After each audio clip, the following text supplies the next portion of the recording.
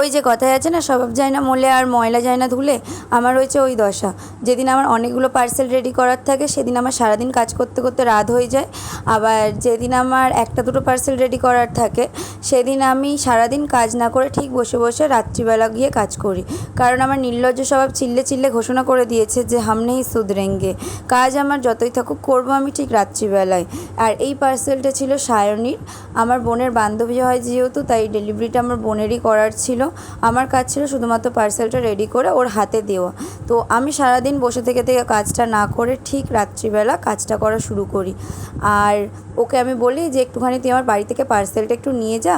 ও আমাকে বলে যে এত রোদের মধ্যে আমি কেন যাব, তুমি আমার বাড়িতে এসে পার্সেলটা দিয়ে যাও। তো তারপর যখন আমি আমার বাড়ি যাই ও তো দরজা তো খোলে না। তারপর দেখি না আন্টি এখানে বাচ্চাদেরকে পড়াচ্ছে, তো আমি আন্টির হাতে পার্সেলটা তুলে দিই। তো সেখানে ওর রিয়াকশান, এতে কী আছে, কেমন জিনিস আছে। তোকে আমি পার্সেল ডেলিভারি করতে বলেছি, তুই পার্সেল ডেলিভারি করবি, তোর আবার এত প্রশ্ন কিসের। তো যাই হোক, আমি সায়নীর রিভিউটাও লাস্টে অ্যাড করে দিলাম, তোমরা দেখে নিও।